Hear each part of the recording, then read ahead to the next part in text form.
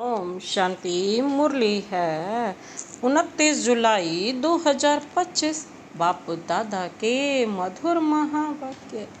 मीठे बच्चे, इस शरीर की वैल्यू तब है जब इसमें आत्मा प्रवेश करे। मीठे बच्चे, इस शरीर की वैल्यू तब है जब इसमें आत्मा प्रवेश करे, लेकिन सजावट शरीर की होती है, आत्मा की नहीं। आज का प्रश्न है, तुम बच्चों का फर्ज क्या है? तुम्हें कौन सी सेवा करनी है? तुम बच्चों का फर्ज कौन सा है? तुम्हें कौन सी सेवा करनी है?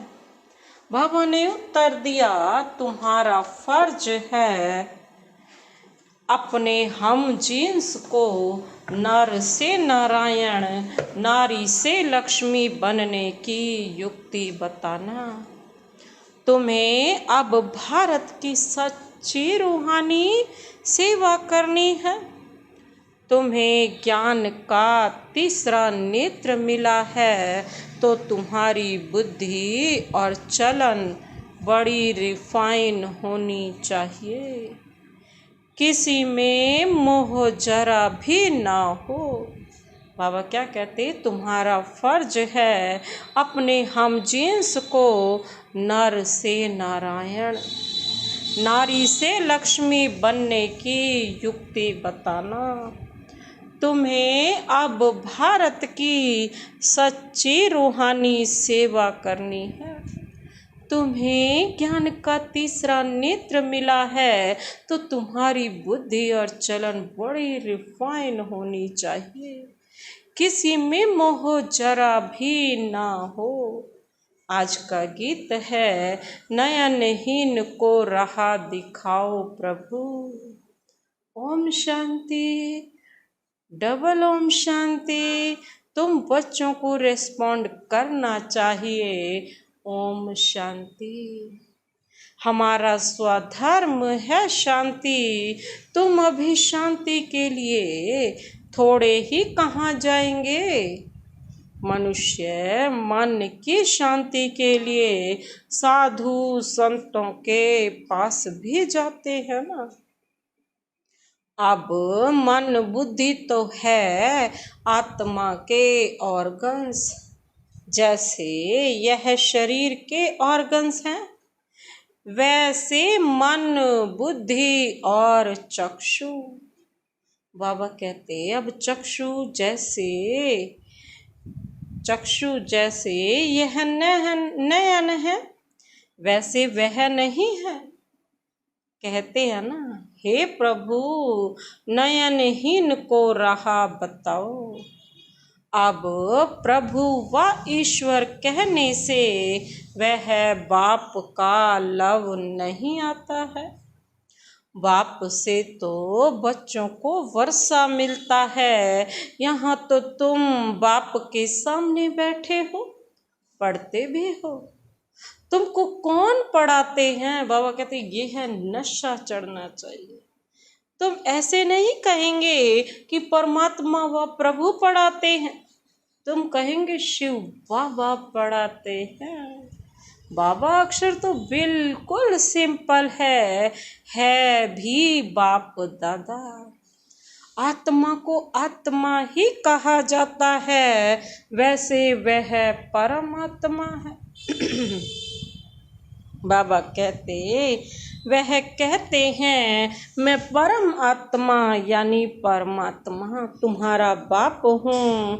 फिर मुझ परम आत्मा का ड्रामा अनुसार नाम रखा हुआ है शिव। ड्रामा में सबका नाम भी चाहिए ना। शिव का मंदिर भी है। भक्ति मार्ग वालों ने तो एक के बदले अनेक नाम रख दिए हैं, और फिर ढेर के ढेर मंदिर बनाते रहते हैं। चीज एक ही है।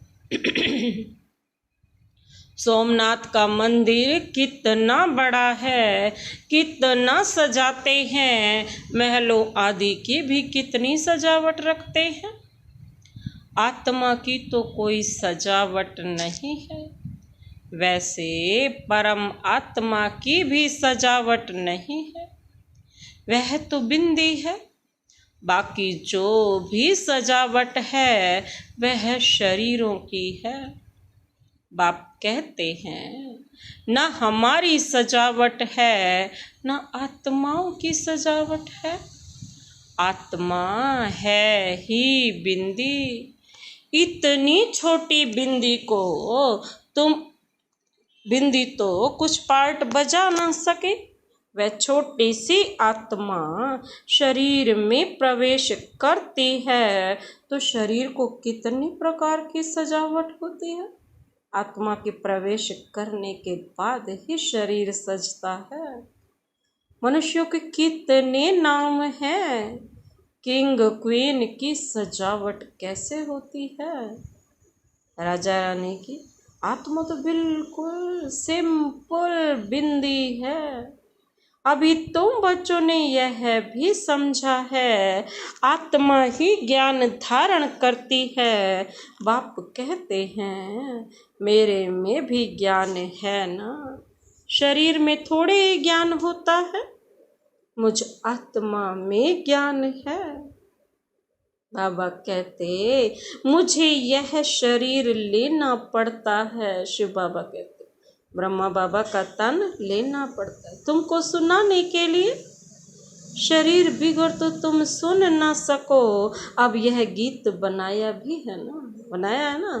नयनहीन को राह बताओ प्रभु। क्या शरीर को राह बतानी है? नहीं, आत्मा को। आत्मा ही पुकारती है। ये बात भी आत्मा ही कर रही है। शरीर को तो 2 नेत्र हैं, 3 तो हो ना सके। तीसरे नेत्र का यहाँ मस्तक में तिलक भी देते हैं। कोई सिर्फ बिंदी मुआफिक हो देते हैं, कोई लकीर निकालते हैं। बिंदी तो है ना आत्मा। 3 लकीरें भी निकालेंगे तो उसमें भी बिंदी लगाएंगे, क्योंकि आत्मा तो दिखाएंगे ना। बाकी ज्ञान का तीसरा नेत्र मिलता है। आत्मा को पहले यह ज्ञान का तीसरा नेत्र नहीं था। कोई भी मनुष्य मात्र को यह ज्ञान नहीं है, इसलिए ज्ञान नेत्रहीन कहा जाता है। बाकी यह आंखें तो सबको हैं। सारी दुनिया में कोई को यह तीसरा नेत्र नहीं है। तुम तो सर्वोत्तम ब्राह्मण कुल के, बाबा कहते तुम हो सर्वोत्तम ब्राह्मण कुल के। तुम जानते हो भक्ति मार्ग और ज्ञान मार्ग में कितना फर्क है। तुम रचता और रचना के आदि मध्य अंत को जानकर चक्रवर्ती राजा बनते हो। जैसे ICS वाले भी बहुत ऊंचा पद पाते हैं, परंतु यहाँ कोई पढ़ाई से MP आदि नहीं बनते। यहाँ तो चुनाव होते हैं ना, वोट्स पर MP आदि बनते हैं, चुनाव होते हैं। तो अभी तुम आत्माओं को बाप की श्रीमत मिलती है और कोई भी ऐसे नहीं कहेंगे कि हम आत्मा को मत देते हैं। वह तो सब है देह अभिमान। बाप ही आकर देही अभिमानी बनना सिखलाते हैं। सब है देह अभिमानी। मनुष्य शरीर का कितना भवका रखते हैं। यहाँ तो बाप आत्माओं को ही देखते हैं। शरीर तो विनाशी है, बर्थ नॉट ए पेनी है। जानवरों की तो फिर भी खाल आदि बिकती है। शरीर की तो, हम मनुष्यों की तो कोई खाल की वैल्यू नहीं है। इसीलिए तो बोलते कोड़ी तुल्य है। मनुष्य का शरीर तो कोई काम में नहीं आता। अब बाप आकर क्या बनाते हैं, बर्थ पाउंड हीरे जैसा बनाते हैं। तुम बच्चे जानते हो कि अभी हम सो देवता बन रहे हैं। तो यह नशा चढ़ा रहना चाहिए, परंतु यह नशा भी नंबरवार पुरुषार्थ अनुसार रहता है। धन का भी नशा होता है ना। अभी तुम बच्चे बहुत धनवान बनते हो, तुम्हारी बहुत कमाई हो रही है, तुम्हारी महिमा भी अनेक प्रकार की है। तुम फूलों का बगीचा बनाते हो। सतयुग को कहा जाता है गार्डन ऑफ फ्लावर्स। इसका सैपलिंग कब लगता है यह भी किसको पता नहीं। तुमको बाप समझाते हैं, बुलाते भी हैं, हे बागवान आओ। उनको माली नहीं कहेंगे, माली तुम बच्चे हो जो सेंटर संभालते हो। माली अनेक प्रकार के होते हैं, बागवान एक ही है। मुगल गार्डन के माली को पगार भी इतना बड़ा मिलता होगा ना। जो मुगल गार्डन का माली है उसकी पगार भी तो बहुत बड़ी होती होगी ना। बगीचा ऐसा सुंदर बनाते हैं जो सब देखने आते हैं। मुगल लोग बहुत शौकीन होते थे, उनकी स्त्री मरी तो क्या बन गया, ताजमहल बनाया। उनका नाम चला आता है, कितने अच्छे अच्छे यादगार बनाए हैं। तो बाप समझाते हैं मनुष्यों की कितनी महिमा होती है। मनुष्य तो मनुष्य ही है। लड़ाई में ढेर के ढेर मनुष्य मरते हैं, फिर क्या करते हैं, घासलेट पेट्रोल डाल खलास कर देते हैं। कोई तो ऐसे ही पड़े रहते हैं, दफन थोड़े ही करते हैं। कुछ भी मान नहीं है शरीर का, बाबा कहते। तो अब तुम बच्चों को कितना नारायणी नशा चढ़ना चाहिए। यह है विश्व के मालिक बने का नशा। बाबा कहते सत्यनारायण की कथा है तो जरूर नारायण ही बनेंगे ना। आत्मा को ज्ञान का तीसरा नेत्र मिलता है। देने वाला कौन है ये तीसरा नेत्र की नॉलेज भी? स्वयं शिव बाबा। देने वाला है बाप। तीजरी की भी कथा है ना। इन सब का अर्थ अब बाप बैठ समझाते हैं। कथा सुनाने वाले कुछ भी नहीं जानते। अमर कथा भी सुनाते हैं। अब अमरनाथ पर कहाँ दूर दूर जाते हैं, बाप तो यहाँ आकर सुनाते हैं। ऊपर तो सुनाते नहीं हैं, वहाँ थोड़ी ही पार्वती को बैठ अमर कथा सुनाई। ऊपर में परम धाम में बैठ के थोड़ा ना ये कथा सुनाई। ये कथाएं आदि जो बनाई हैं यह भी ड्रामा में नूंद है। फिर भी होगा। बाप बैठ तुम बच्चों को भक्ति और ज्ञान का कंट्रास्ट बताते हैं। अभी तुमको ज्ञान का तीसरा नेत्र मिला है ना। कहते हैं ना, हे प्रभु अंधों को राह बताओ। भक्ति मार्ग में पुकारते हैं, बाप आकर तीसरा नेत्र देते हैं जिसका कोई को पता नहीं है सिवाय तुम्हारे। ज्ञान का तीसरा नेत्र नहीं है तो कहेंगे चूचा धुंधकारी। बाबा कहते किसी के पास तीसरा नेत्र ना हो तो उसको क्या कहते हैं, चूचा धुंधकारी। आंखें भी कोई की कैसी होती है ना। कोई की बहुत शोभावान आंखें होती हैं, फिर उस पर इनाम भी मिलता है। फिर नाम रखते हैं मिस इंडिया, मिस फलानी। तुम बच्चों को अब बाप क्या से क्या बनाते हैं। वहाँ तो नेचुरल ब्यूटी रहती है।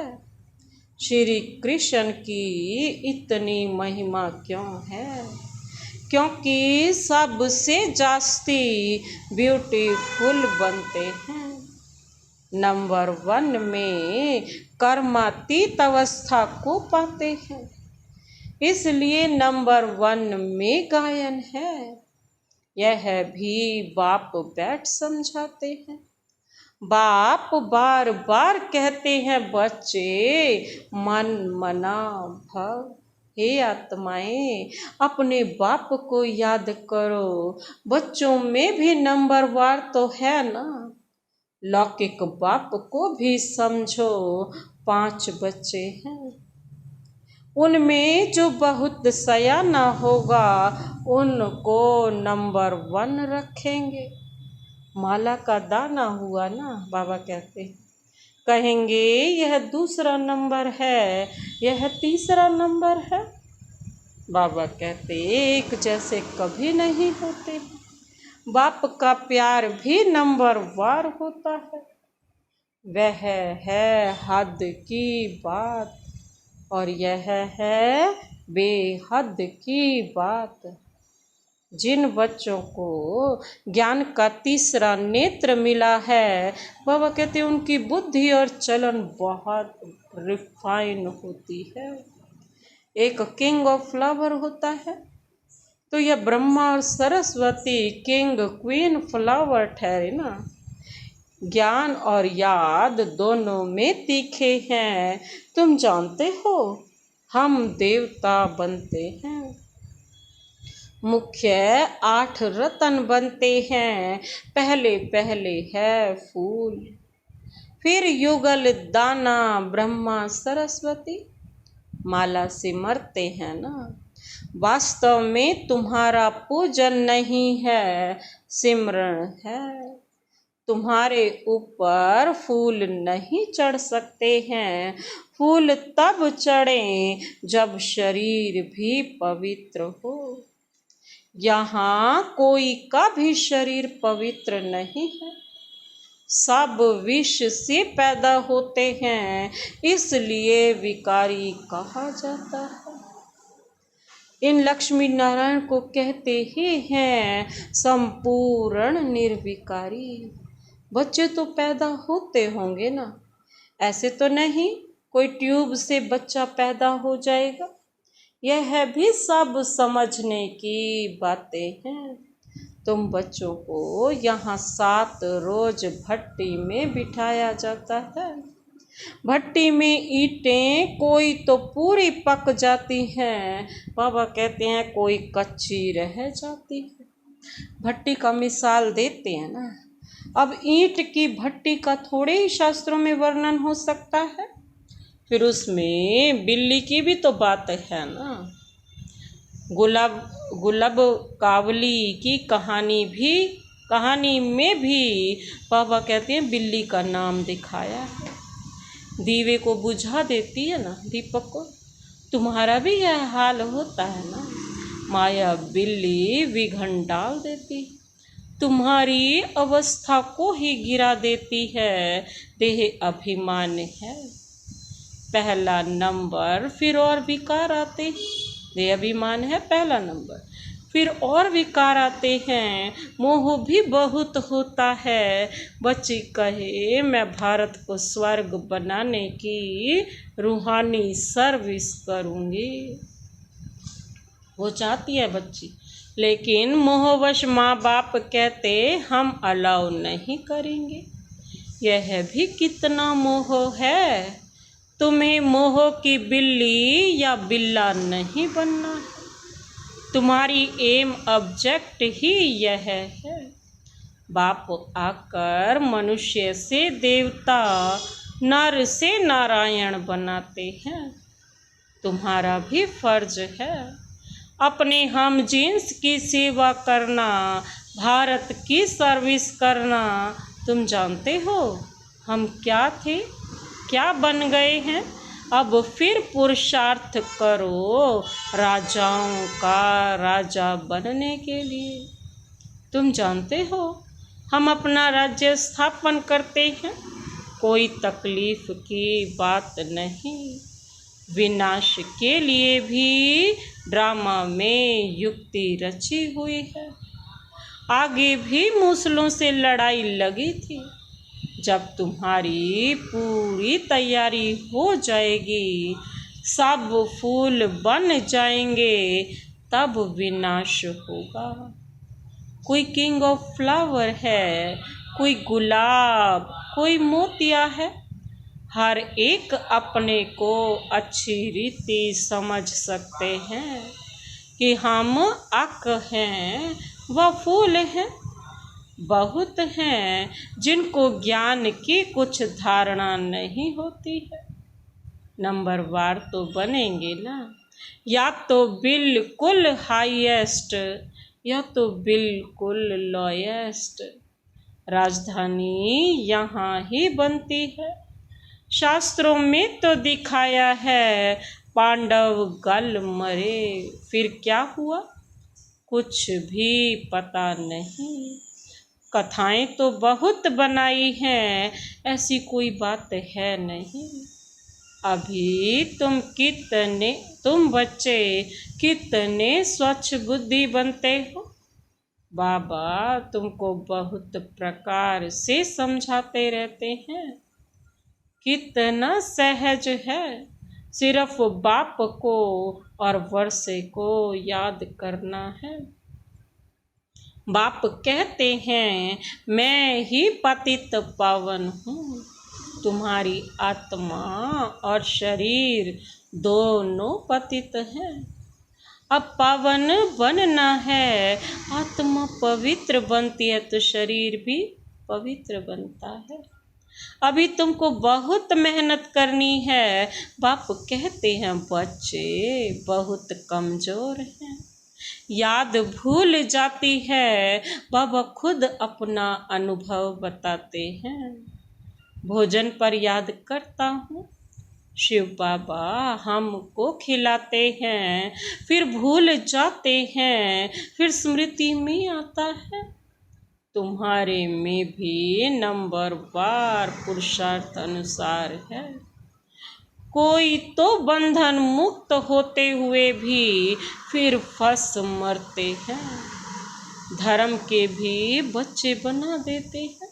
अभी तुम बच्चों को तो ज्ञान का तीसरा नेत्र देने वाला बाप मिला हुआ है। इनको फिर नाम भी दिया है तीजरी की कथा, अर्थात तीसरा नेत्र मिलने की कथा। अब तुम नास्तिक से आस्तिक बनते हो। बच्चे जानते हैं बाप बिंदी है, ज्ञान का सागर है। वह तो कह देते नाम रूप से न्यारा है। अरे ज्ञान का सागर तो जरूर ज्ञान सुनाने वाला होगा ना।